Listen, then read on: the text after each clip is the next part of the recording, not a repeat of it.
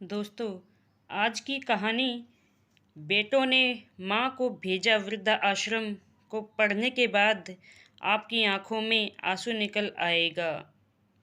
आज मैंने मिसेस शर्मा को वहाँ देखा जहाँ की कल्पना मैं कभी नहीं कर सकती। अपने ही बनाए, लेकिन कहते हैं ना कि सच कितना भी कड़वा क्यों न हो, स्वीकार करना ही पड़ता है। समय के साथ धुंधली पड़ गई वो सभी तस्वीरें, एक एक करके मेरी आंखों के सामने स्पष्ट होने लगा। मेरे पति का तबादला कानपुर शहर में हुआ था। अनजान शहर और अपरिचित लोग, मुझे बहुत घबराहट होने लगती थी। लेकिन पड़ोसिन श्रीमती शर्मा की कृपा से सब अपने से लगने लगे थे। मई महीने की आग उगलती गर्मी में जब ऑटो रिक्शा से उतरकर मैंने पहली बार घर में प्रवेश किया था, तब उनके एक गिलास पानी ने जितनी ठंडक मेरी काया को पहुंचाई थी, उससे कहीं ज़्यादा उनकी बातों ने मेरी आत्मा को तृप्त किया था। इधर ट्रक से मेरा सामान उतर रहा था और उधर वे अपनी रसोई में हम सभी के लिए लंच तैयार कर रही थी। पराए शहर में इतना अपनापन मिले तो इससे अपनी खुशकिस्मती ही समझनी चाहिए। जल्दी ही हम दोनों के साथ बच्चे भी आपस में घुल मिल गए थे। उनका बड़ा बेटा रोहन मेरे विनय की ही उम्र का था, इसलिए दोनों में बहुत बनती थी। यदि कभी मैं विनय को डांट देती तो तुरंत ही रोहन उसका पक्ष लेकर कहता, नहीं आंटी, यह मेरे से टूट गया है, विनय की कोई गलती नहीं है। मेरी बेटी पिंकी उनके छोटे बेटे रवि से उम्र में थोड़ी छोटी होने के बावजूद उसकी रक्षा की सहपाठिन थी। इस बात पर दोनों में प्यारी सी नोक झोंक हमेशा ही होती रहती थी। बच्चों के आपसी प्यार को देखकर अक्सर मिसेज शर्मा दरवाजे को छूकर टच वुड कह देती। बच्चे स्कूल चले जाते और पति अपने दफ्तर में, तब हम दोनों अपने अपने घर के काम निपटाकर घंटों बातें करते। शुरू शुरू में तो हमारे बीच बातचीत का विषय सास नंदों के किस्से रहे, फिर बच्चों की शरारतें, पति की शिकायतें और फिर दिनों दिन बढ़ती गई महंगाई। उनके पास बैठकर कोई दुखी उदास रह ही नहीं सकता था।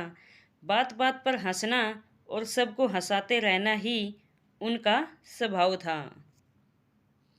समय अपनी गति से चलता रहा और देखते देखते 4 वर्ष बीत गए। एक दिन मिसेज शर्मा ने बताया कि उनकी छोटी बहन सपरिवार उनसे मिलने आ रही हैं। उनकी प्रसन्नता चेहरे पर स्पष्ट दिखाई दे रही थी। विनय अब 10वीं की बोर्ड परीक्षा की तैयारी कर रहा था। कभी मैथ्स ट्यूशन तो कभी साइंस, इसलिए मेरा उनके घर पर आना जाना बहुत काफ़ी कम हो गया था। एक दिन मिसेज शर्मा अपनी बहन को लेकर मेरे घर आई, लेकिन जितनी देर बैठी बहन के घर बंगले, गाड़ियाँ, ज्वेलरी आदि की तारीफ करती रही। पैसे के प्रति उनके मुँह का ऐसा रूप मैंने पहले कभी नहीं देखा था, इसलिए विस्मित थी और उनके भविष्य के लिए थोड़ी आशाशंकित भी। 10वीं परीक्षा मेरे बेटे ने अच्छे अंकों से पास किया, लेकिन उनका रोहन फेल हो गया।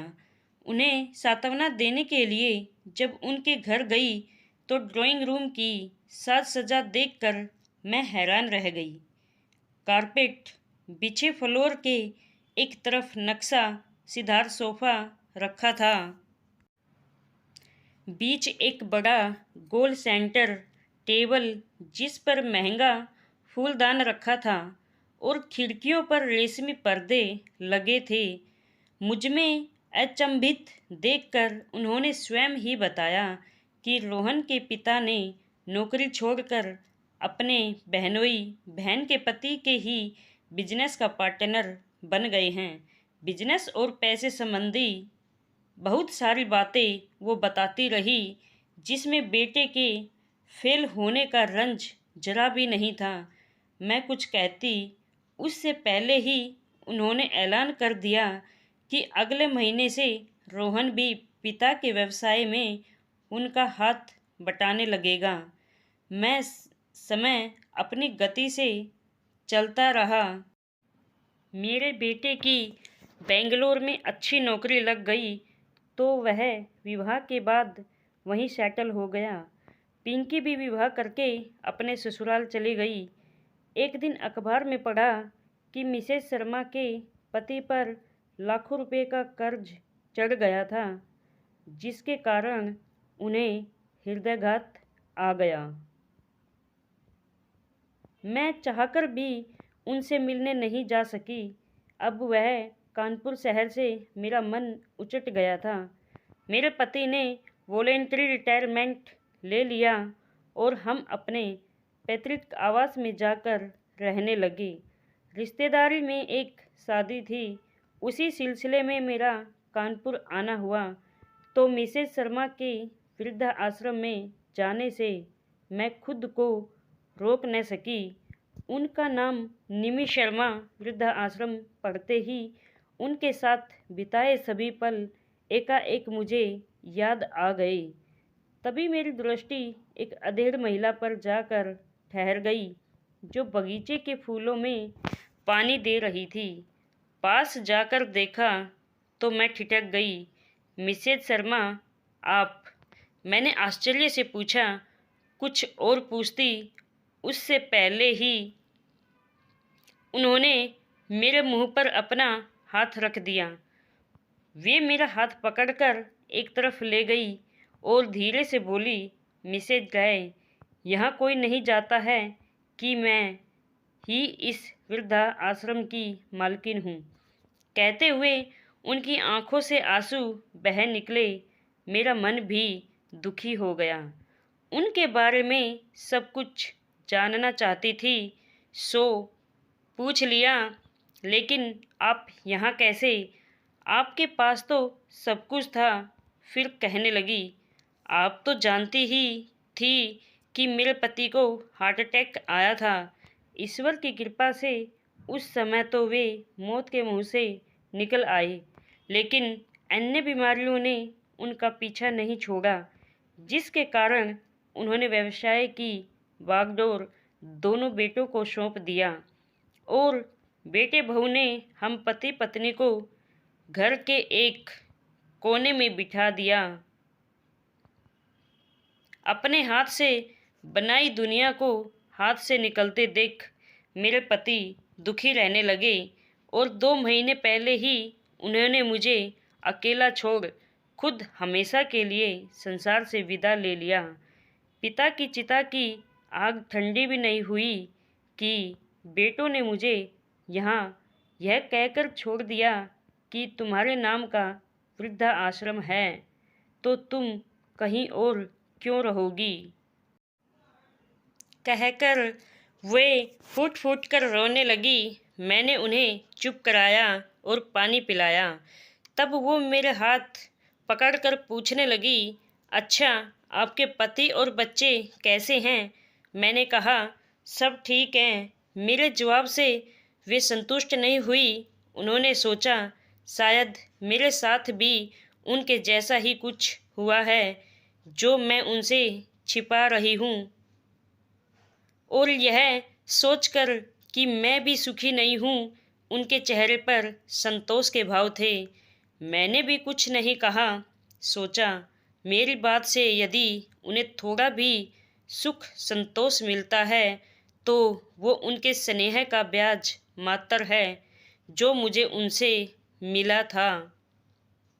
उनसे मिलकर मैं घर तो आ गई, लेकिन उनके लिए दिल बहुत दुखी था और मैं सोच रही थी कि उनके साथ बहुत बुरा हुआ, लेकिन कहीं न कहीं गलती उनकी भी थी।